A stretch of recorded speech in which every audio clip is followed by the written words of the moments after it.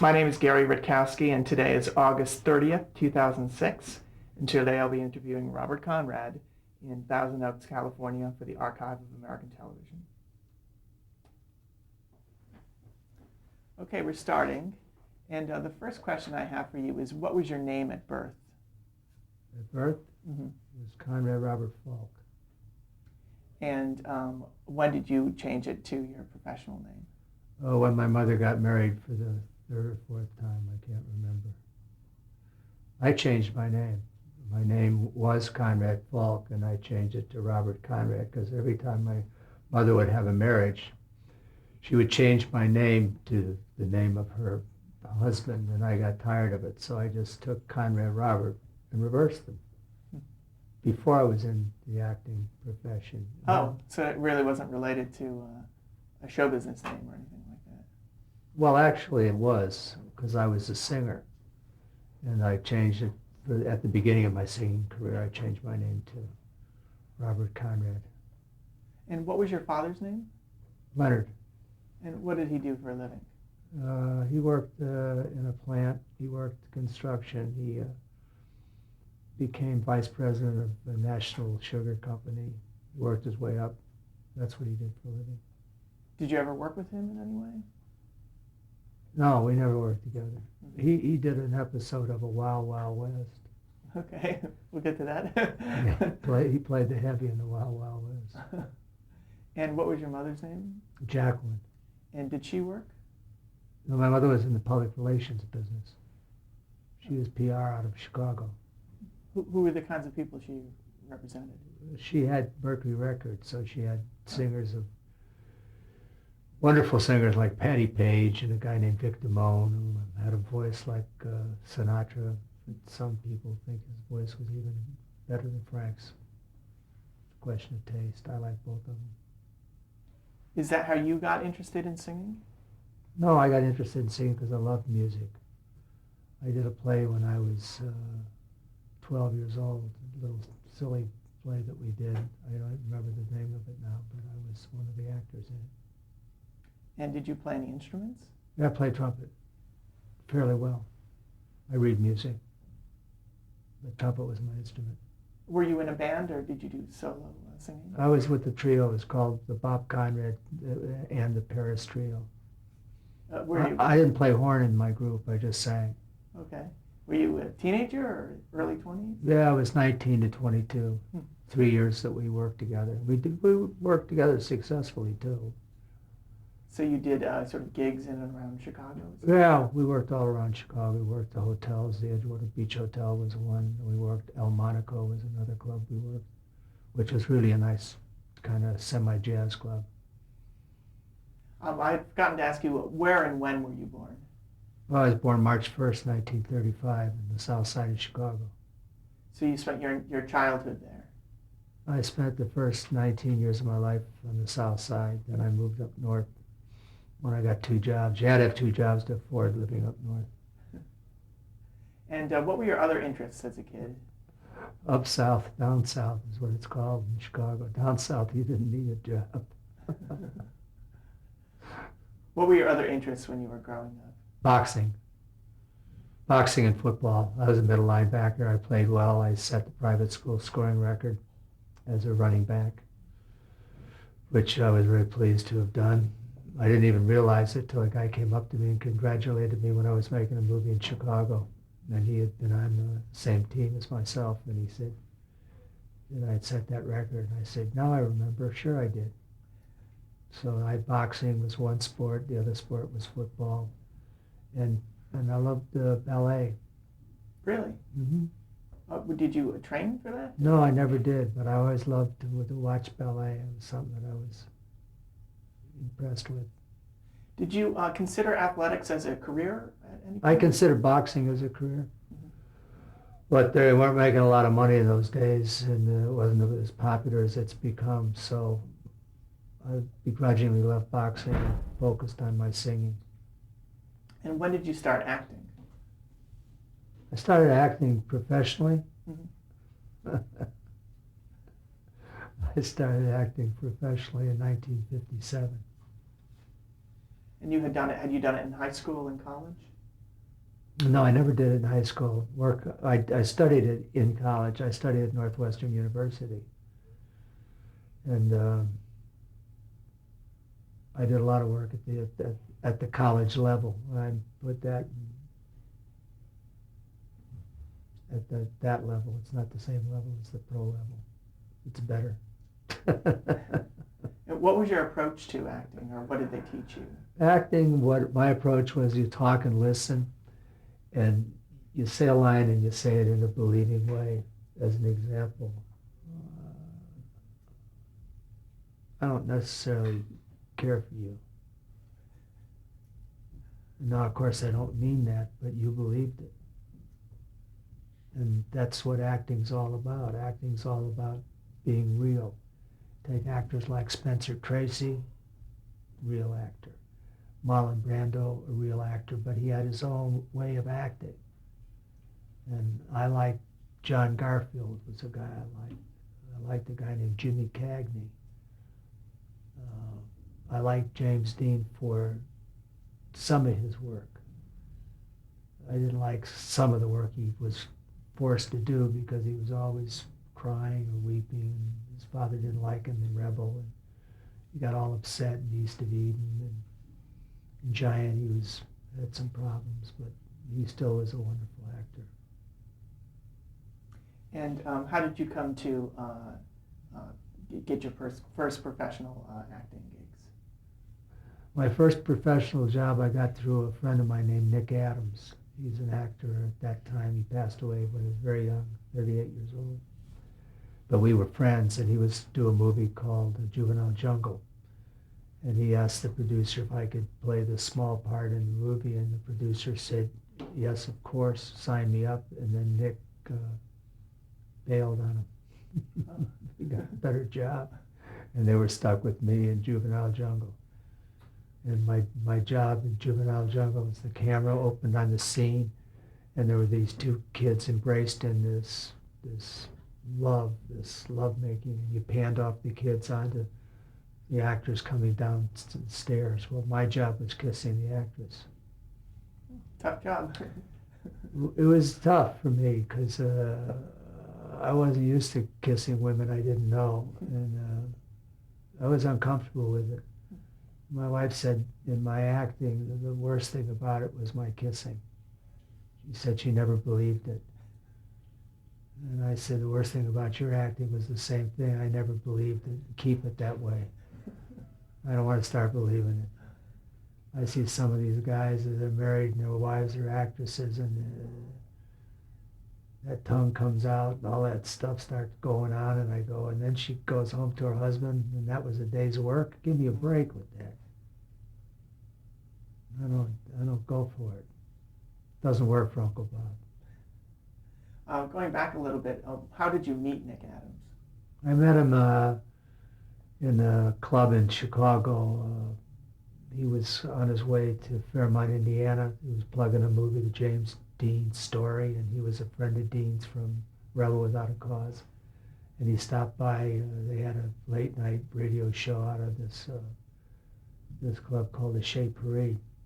And I was in the club that night, and I saw him do the interview, and afterwards I complimented him on the interview, and he said, well, why don't you come out to the James Dean Foundation in Fairmont? They're getting together to honor Jimmy, and they're thinking about casting him in the film. And I said, well, I'm scheduled to go out there anyway.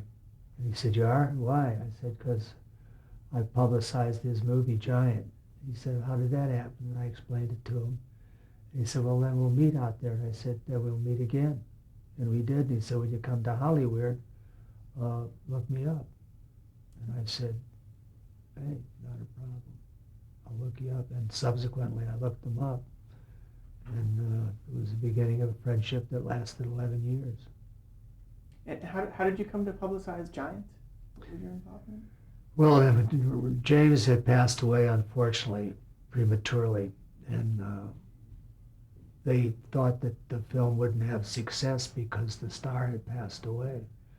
So subsequently, my mother was dating a man who was the general manager for Warner Brother Films, Frank Casey was his name.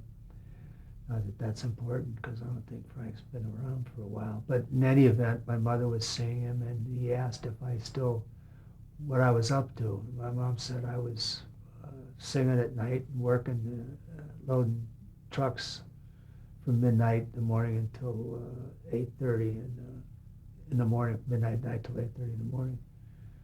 And he said, your kid looks a lot like this actor that died, as Jimmy Dean.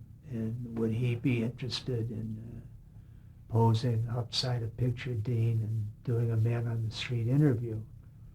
And my mother said, I don't know. Well, I was a union steward at the time. And I got the call, and I said, well, I can't do that. I can't. I got to go to work with these guys. They'll laugh me off the docks. Give me a break. But she said it was $100 a day. I said, $100 a day?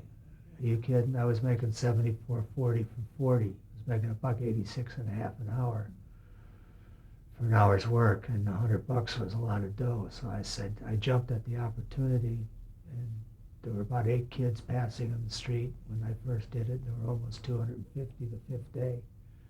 And they were calling out my name, not Jimmy's name. And I had gotten some attraction from a teenage audience, and I'm going, whoa, where were they when I needed them? And I went on to go out to Fairmont, and then I decided to study acting at Northwestern University. I did an audition scene there for a wonderful director who's still with us named Robert Schneiderman, professor at School of Speech. And I auditioned for a scene for Hector Lancaster. They were looking for young actors, and they were making a sweep of the universities, and I did a scene from the detective story. And they flew me out to Hollywood. They had me in a picture called Run Silent, Run Deep with Burt Lancaster, and can't remember the other star. Gable, right? Yeah, it was Gable, right? But it never happened. It was, for some reason, it didn't happen. What I got was a free ride, and they got a lot of publicity.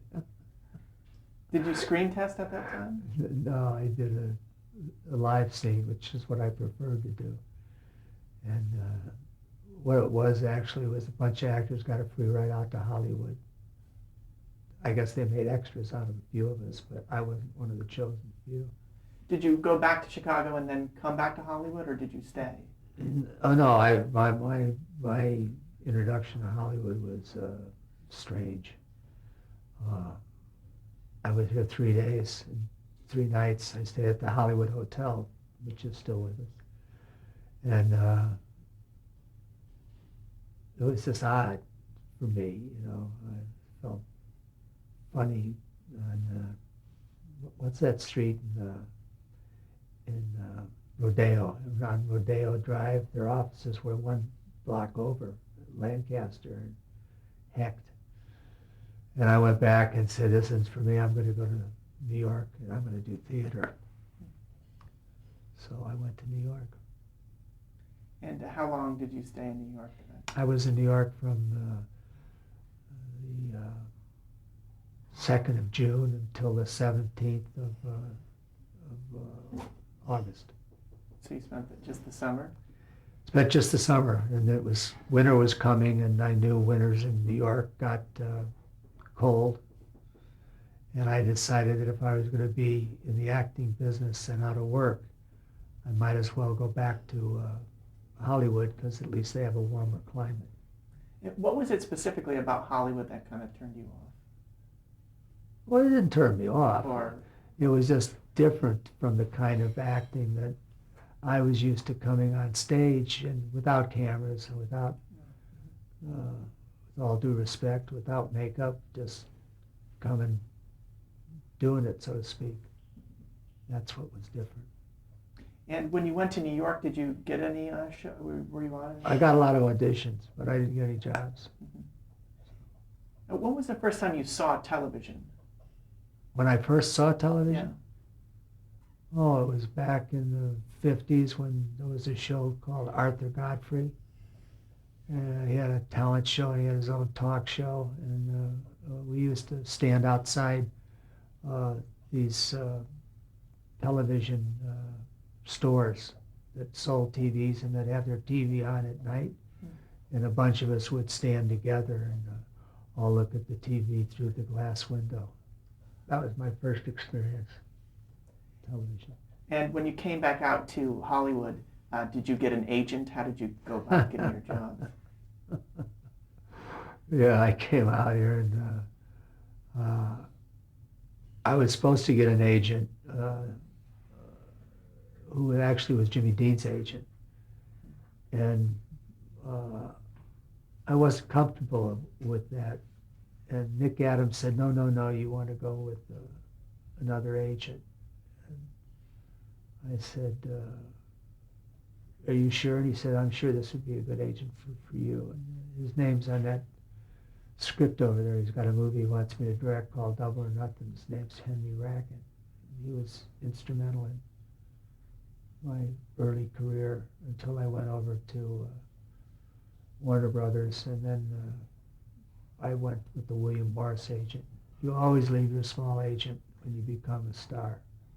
When you start getting a momentum, you leave the one that got you the work and you go with the big giant who got you nothing. And how did he start promoting you in the beginning? Henry? Yes. He just said he's a good actor, he's young, he's athletic, and he put me in a movie where I played Wami Lo, and Wami Lo is a non-speaking Indian. And I had to get shot by the good guys and fall off a horse, which I did successfully. And that established me as having a talent to do stunts. So when there was a speaking role and a stunt associated with that speaking role, they'd hire me. Because you got two for the price of one. And where did you learn to ride? Things like that. I learned to ride. I learned to ride in Griffith Park. I couldn't ride at all when I got the job. And there were 20 horses in this group, and 19 of them were stuntmen, and one was an actor, myself. And when they said action, all the horses took off. And mine, being a good actor, followed the horses in front of her, and then when it came time to fall off the horse, instead of falling off this way, getting shot and going, I was going to go forward, but I figured if the guy got shot, I was trying to make my mind up, and I was trying to make my mind up, the shot went off, and I automatically fell back, and the horse's rump hit me and drove me into the camera. And they said, cut. And the director said, see if it's in focus, see if it's in focus. And it was. And the assistant director came up to me and he said, great job, you're going to get a great adjustment. I said, I don't need adjustment, I'm not hurt.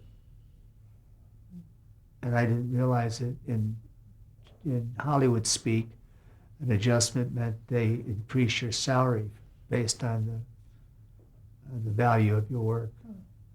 So I got a good adjustment that day, and subsequently got a lot of adjustments after that. And in terms of practicing or riding and things like that, were you able to do that in your spare time or something like Yeah, I learned how to water ski. I learned how to ride horses. Those are things that I got an opportunity to do in film, and I was prepared for them. I got to do them.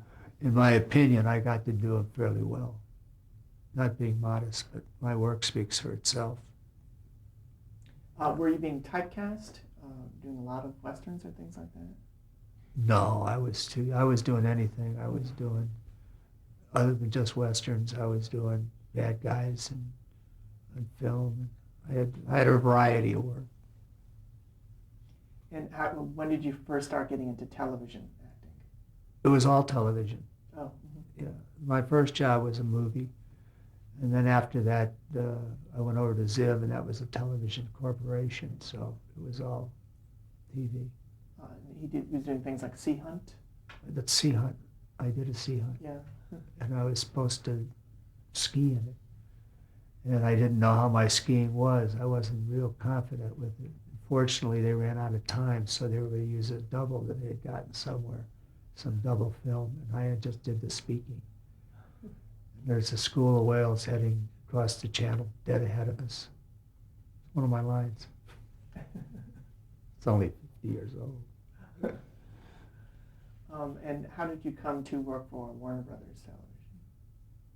I got a, let me see, I got a job over there. I know, I got a job over there in a Western called Maverick. And in that, there was a fight sequence. And I told the actor, I said, "You're getting too close. You're getting too close." And I said to the director, why don't you double him? He said, "We don't have the double for him." I said, "Well, he's going to smack me. And if he does, he'll regret it." And we rolled camera, and sure enough, he hit me, and I hit him back.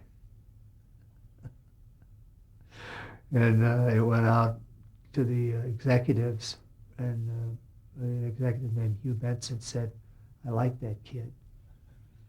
I like that kid." And they put me under contract. Do you remember which actor it was that?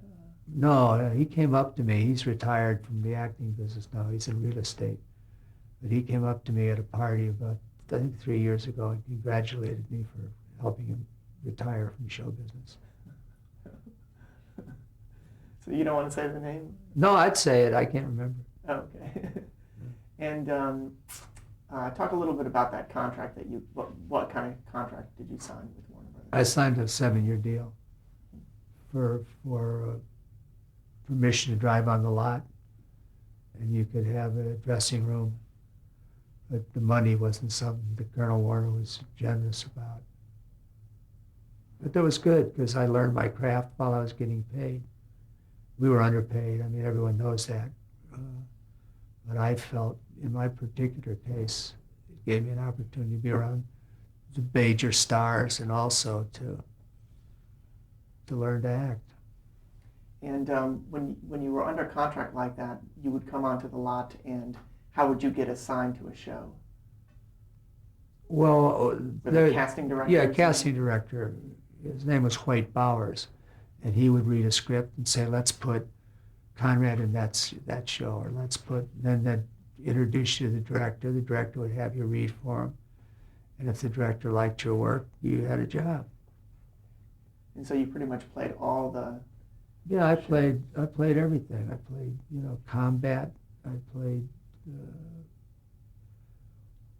was it Maverick with James? It was Garner? Yeah, I had the right show, James Garner, but it was Jack Kelly was the episode I was in. If someone's looking in the archives, it was a Jack Kelly episode. And, of course, I did Hawaiian Eye and 77 Sunset Strip and all the Warner Brothers shows of their time. I saw that you were on a Colt 45 and you played Billy the Kid. Is that something you remember? Yeah. I remember it because the lead in that film, the star of the film, walked off the set that day, never to my knowledge to have returned to acting. He may have, but he left. Wow. So. I want to see, there was some other one I wanted to ask you. Oh yeah, okay, so 77 Sunset Strip. Your character that you played on that was the same one that eventually was the character for Hawaiian Eye? Yeah, right. Well, actually, I was doing Hawaiian Eye first, and then they married me they brought me over to the Sunset Strip show. Oh, okay. So I should ask you, how did you get Hawaiian Eye? I tested for it. I got there, they had a ton of guys. And I tested for it and I got it. I've never tested for anything that I didn't get, which I'm proud to say, but I tested. And what was the part? Oh, in Hawaiian Eye? Yeah. Oh, in Hawaiian Eye I played a detective. A young detective who was half Hawaiian, half haole. I was what they call in Hawaiian a hapa haole, which means half white, half bronze. And was there any kind of location work, or was it all studio? No. We went to Hawaii for our locations, We did location work over in Hawaii. Oh, you did? Oh yeah, and then we started doing some episodes over there. So I got to know Hawaii fairly well. I became a surfer. In the beginning, has you surfing the In titles, the, right? yeah, in the beginning I surfed in the titles, but those were small waves that day. But it was all right because we had other actors who were surfing that couldn't surf, so it was good.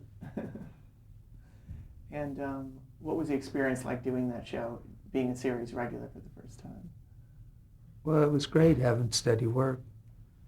I mean, it was hard to get along on the payday, but still it was, I thought about getting a night job on several occasions, but didn't go there because I moved into the second season and we got a bump.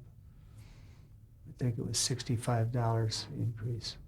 So because you were under contract, did you renegotiate when you got the role, or you got what you got, basically? I got what I got, basically. And can you tell me a little bit more about that show? There was a renegotiation. The subsequent, Connie Stevens, our star, walked off, and I walked off with her to get a relatively good contract, and we increased it. We doubled it, which satisfied me. So they met the demands that you made? No, they met the demands that they wanted to make, Right. Mm. but they did give us an increase. Were you off the show for a little while, or? I was off the show, and they brought a replacement in, a guy named Grant Williams, to replace me, but he couldn't. Uh-huh. I mean, I had a different look. I was young. I was athletic. He was more suave. I had a totally different look. So you think they were happy to get you back? Well, I know they were happy to get me back because they were counting the fan mail. And it increased significantly when I was off the show. And same for Connie. And did you notice, how did you notice that you were getting popular? Mail. And being out on the street. Being in restaurants. Losing your identity. Gaining a different one. How did you deal with that? It was fine with me. It was part of what the package was, being noticed by people and arguing with your wife over what school your daughter should attend, and having someone come up and say, geez, I really loved you in that show. Could I have an autograph? Sure. And what's your name? Thank you. No, I don't want her going to that school. Okay, I think we're at the end of our tape here, so we're going to take a break. How do we do?